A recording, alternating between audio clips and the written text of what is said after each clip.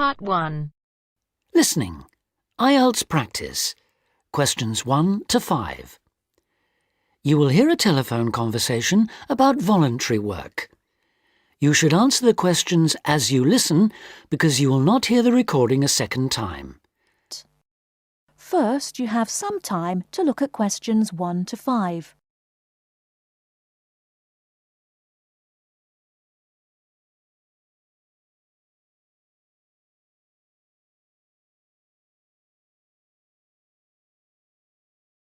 Listen carefully and answer questions 1 to 5. Hello, Volunteers Worldwide. How can I help you? Hello. I'm ringing to find out about opportunities for doing volunteer work. Could you give me some information, please? Yes, certainly. But before I do, I need to ask you for a few personal details. That's just because the opportunities open to you are dependent on your age and on what qualifications and skills you have. That's fine. So, if you could just start by telling me your name and age. Okay. My name's Ben Opperman, and I'm 22 years old. Okay, and what qualifications do you have, Ben? I've got a BA degree in Social Studies. That was from the University of Kent. And I'm a qualified teacher. I've just completed my PGCE, my postgraduate certificate in primary education. And you're interested in doing unpaid voluntary work rather than a full-time job with our organisation? Yes, that's right. I'd like to do voluntary work before I start looking for a more permanent job. How long were you hoping to work for us for? I was thinking of 2 years at most. OK. Well, for people in your age group, we have 2 programmes: Global Youth Contact and Youth for Action on Development. GYC, Global Youth Contact, is a 6-month exchange programme which provides opportunities for young people from different countries to work together in local communities. I see. But that's only a 6-month programme. That's right. But our other programme, Youth for Action on Development, requires people to volunteer for a year at least. On this programme, most of the placements are for 12 or 18 months. That'd be the programme I'd go for. OK. Now, do you have any other skills or special interests that might be useful for the kind of work we do? Well, I've done a lot of conservation work in the area where I live. Good, that's useful to know. And I belong to a wildlife protection group. Right, that could be very helpful. Before you hear the rest of the conversation, you have some time to look at questions 6 to 10.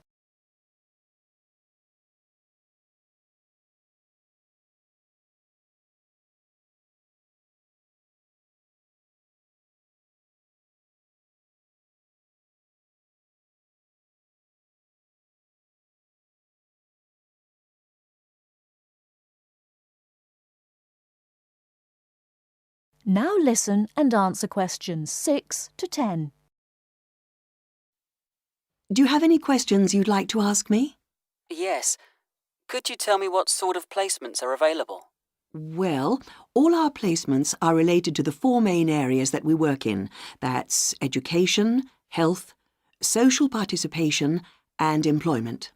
Education sounds like the obvious choice for me.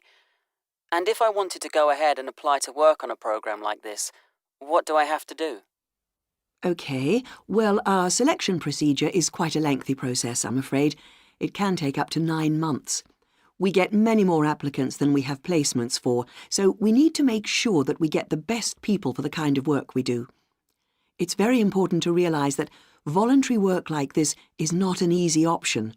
Although you'll have a brilliant experience with us, you are expected to work hard and make a real contribution. It is not just sitting around enjoying a different culture. Of course, I understand that. OK, so if you're interested, I can send you an application pack. You complete the forms and send them back to us. If you are shortlisted, we invite you to come for an interview. That's normally in January. Assuming you're successful, we then start looking for a suitable placement. While we're doing this, we ask you to raise some funds of your own, so that you end up contributing about 2/3 of the cost of your training and travel. OK, fair enough. I suppose people get sponsorship, do they? Yes, lots of volunteers do that. Then in June, we ask you to come to our headquarters for a week's training. This starts with general training, which is applicable to all volunteers. It includes topics like how to fit into new cultures, looking after yourself mentally and physically, and how to go about relating to the kinds of people you'll be working with. And then you'll have sessions related specifically to your placement. We'll tell you about the country and the area you'll be going to, about the problems and difficulties to expect, and about the kind of responsibilities you'll have once you're there. And when does the work start? It depends, but generally speaking, placements start in September and run for up to 18 months. Sounds brilliant. Could you send me an application pack, please? Yes, certainly. If you'd like to give me your address. OK, it's 29 Park Street. That is the end of part 1. You now have half a minute to check your answers.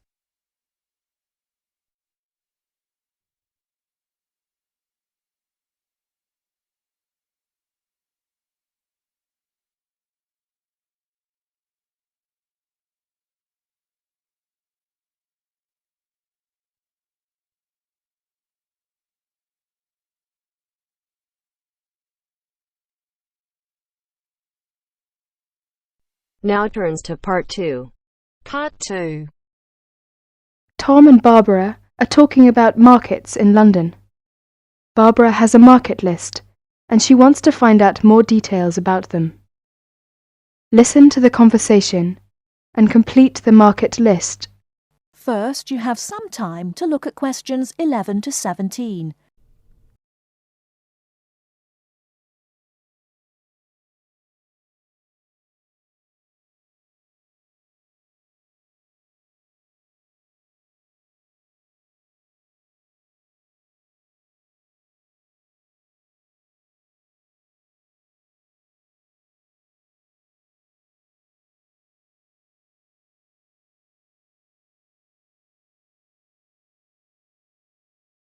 Now, listen carefully and answer questions 11 to 17. Hi Barbara, what will you do this weekend? Well, I'd like to do some shopping, but I have no idea where to go. I've only been here a few days. I was told London is an expensive place to live. Yes, but that's not completely true. London can be an expensive place to live, but if you shop in the right places, you can live relatively cheaply. Is that true? Could you tell me something about the shops? All right. You know, food tends to be cheapest in the big supermarkets, like Sainsbury's and Tesco's. Most of them have quite a good variety of food and household items. You can buy your fruit and vegetables on the street.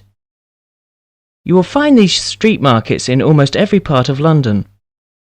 You can also buy clothes, shoes, and household items in these markets for a real bargain. Have you got a market list provided by the Student Union? Yes, here you are. This might give you some ideas. Let me see. E Street, SE17. This market sells cheap food, clothes and hardware. It's open from 8 AM to 5 PM. Yes, but how can I get there?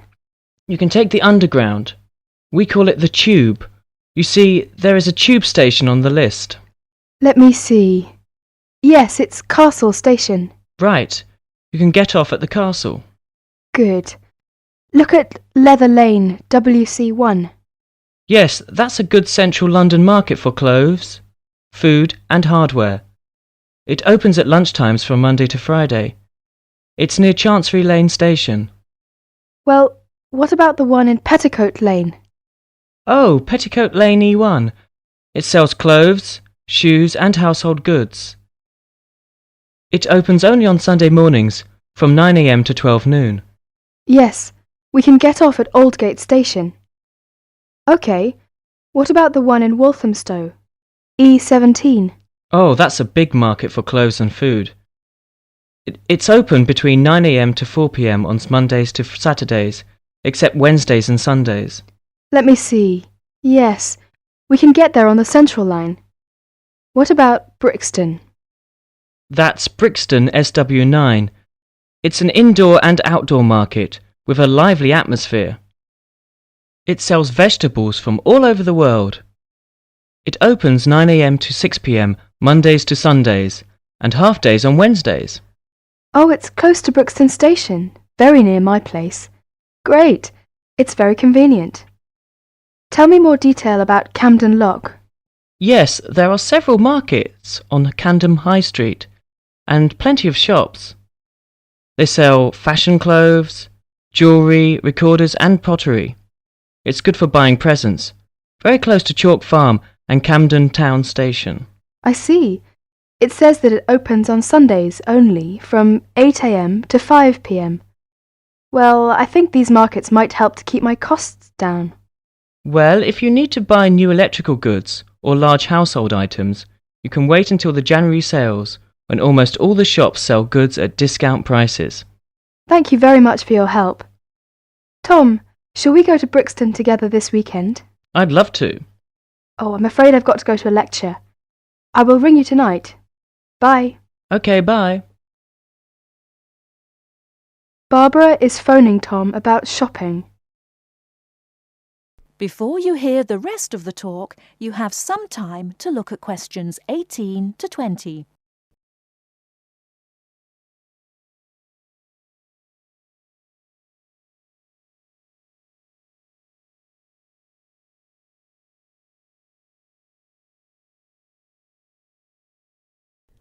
Now listen and answer questions 18 to 20.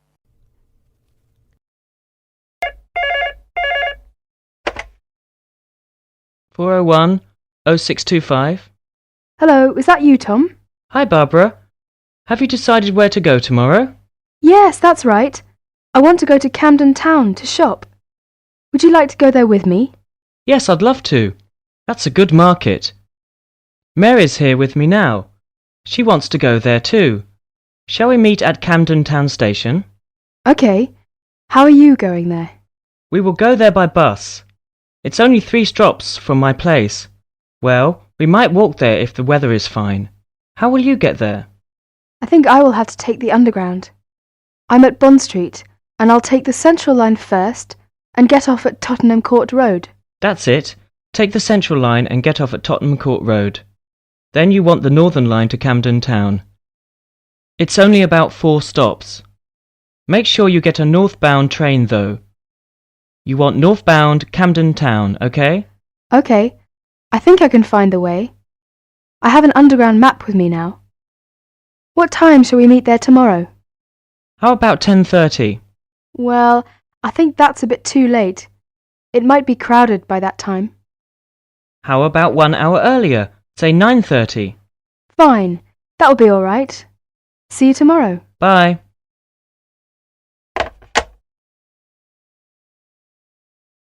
That is the end of part 2.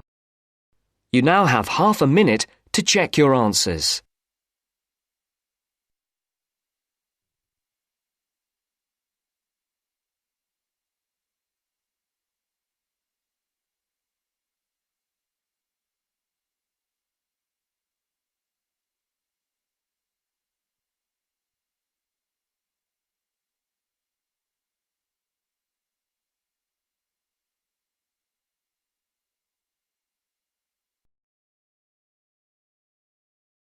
Now turns to part 3.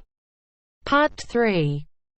You will hear 2 teachers talking about the work experience programme for their students. First, you have some time to look at questions 21 to 25.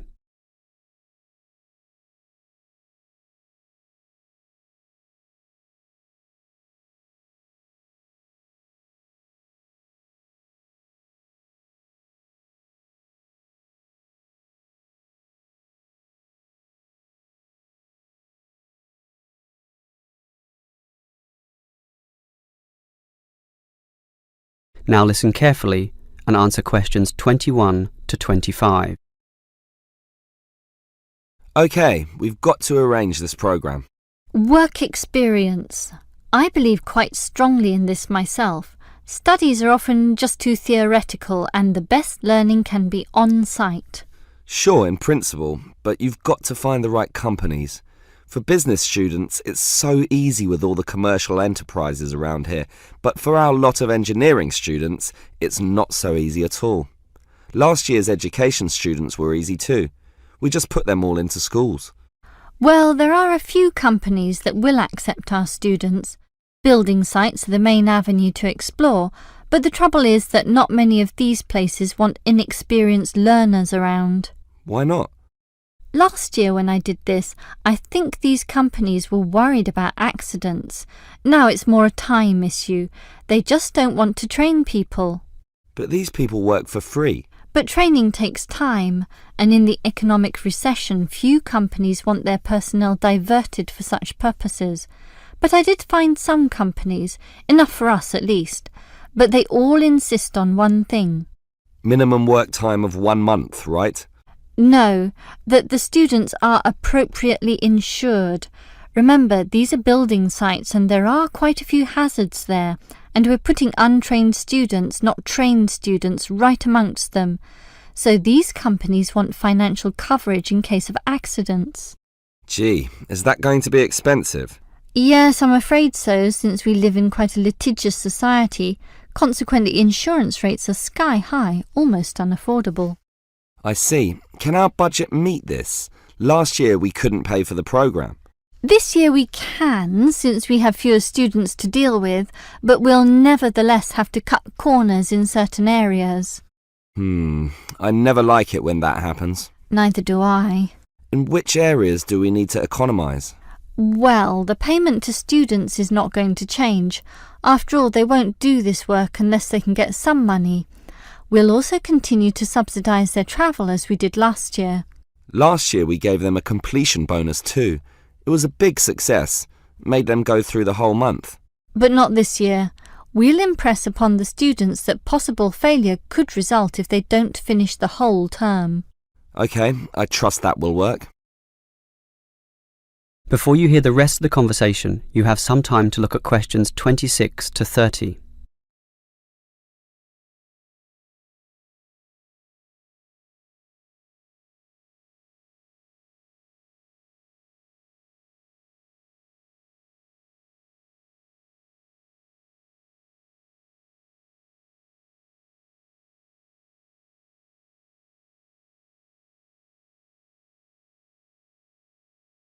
Now listen and answer questions 26 to 30.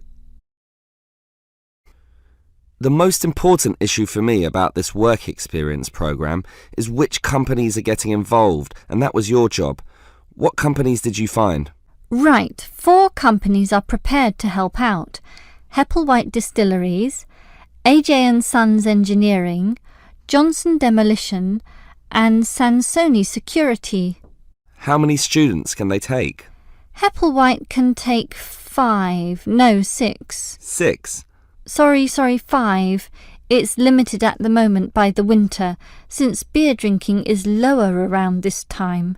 As for AJ & Sons, that would be 7. Last year it was 17. Not this year, I'm afraid. The other 2 places are 6 and 6, which makes up everyone, 24 of them. Right. What about starting dates? That's the problem. They cannot all start and finish on the same date, which makes this a little hard to dovetail with the academic semester. Hepplewhite can accept its cohort around August 15th. AJ are a little later, starting 5 days later, in fact. The 20th? Actually, the 21st is what they said. And the other 2? The demolition company can start earlier, the start of the month, the 1st, and the security firm will start 3 days later on the 4th. OK, that sounds good. And will all our students work for 1 month? Well, remember, it doesn't have to be a full month, but just long enough to meet syllabus requirements. So, how long is Hepplewhite going to use these students? They said 3 weeks, maybe 4 weeks if we want it. We want it. Tell them the longer option is necessary. Sure. I think they'll accept that. The students will probably buy some of their product, which will make the owners happy. As for the engineering company, it's giving 24 days. That's fine. And the demolition company? They're saying 2 weeks, 14 days. Impossible. The students can't complete their projects in such a short time. You'll have to be stronger. Tell them minimum 18 days. All right. The owner seems reasonable. He'll probably accommodate us if I throw in a few incentives. That leaves the security company, which is offering... Let me guess. 3 weeks, 21 days. Almost 22. Ha! I was close with my guess of 21. Just 1 day off.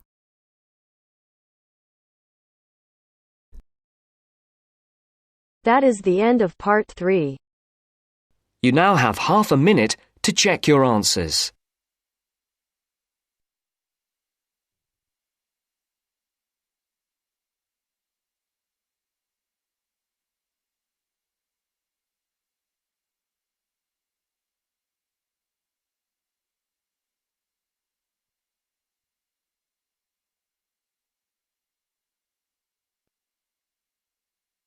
Now turns to part 4.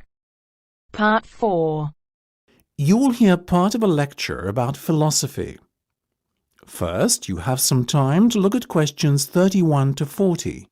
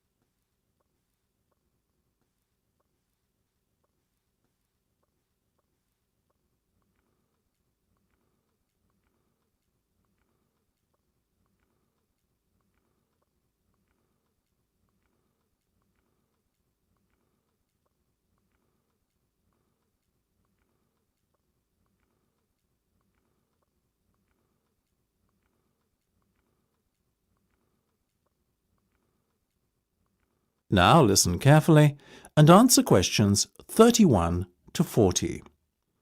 Most of you, I hope, will be familiar with the name Socrates. The ancient Greek philosopher is perhaps one of the most admired people in history. Socrates led a very noble life. He was, I suppose you could say, an optimist who believed in the good of mankind. According to Socrates, human nature leads people to act correctly and in agreement with knowledge. Socrates believed that evil and wrong actions arise out of ignorance and is famously quoted as saying, "No man knowingly does evil." True to his personal beliefs, Socrates devoted his own life to seeking goodness and truth. Born in Athens, where he lived all his life, Socrates always dressed simply and was known for moderation in both eating and drinking. He brought his teachings to the masses, speaking regularly in public places such as the busy streets of Athens, especially in the area around its great marketplace. He had little regard for public opinion, and always conducted himself in accordance with his own set of rules. Socrates built up a reasonably large following of Athenians looking to learn from his seemingly endless wisdom. But he also had a good many enemies who mistrusted him on account of his unorthodox views on subjects such as religion. Socrates' enemies were what you would call the wrong type of enemy, being powerful and influential Athenians. Their efforts to have him ruined saw him brought to trial on charges of corrupting the young and disrespecting religious traditions. In the trial, Socrates defended himself, claiming that he had done nothing more sinister than enlighten people with a clearer knowledge of the truth, which is essential for the correct conduct of life. He made some remarks aimed at the ruling establishment, suggesting that those who are elected are not necessarily fit to govern effectively. Socrates himself had long ago become disenchanted with the materialistic ways of the upper class. Unfortunately, his views were seen as an attack on democracy and the electoral process, so the jury found Socrates guilty as charged and sentenced him to death. It is thought that many members of the jury resented his unbending pride, and that this may explain the harshness of the punishment handed down to him. Despite being given several opportunities to escape prison, Socrates resisted, and carried out his sentence calmly by drinking a cup of hemlock poison. During his life, Socrates introduced the idea that there are a set of universal standards by which people should be judged. His method, known as the Socratic method, involved discussion between two or more people around some key term. In theory, those party to the discussion should all define the term in the same manner. However, his studies found that this was seldom the case. Socrates encouraged his followers to engage in such discussions with the goal of trying to proceed from less adequate definitions to more accurate definitions over time, the ultimate goal being a true and universal definition that could not be contradicted by anyone. This method tended to expose the ignorance of the Athenians of his day. It showed that many things that they assumed true were in fact false. Socrates also used irony to expose people's ignorance of key concepts. That is, he claimed to differ from others in recognizing that he himself was ignorant. His insistence on ignorance reminded other people of their own ignorance, but won him few friends in high places. That is the end of part 4. You now have half a minute to check your answers.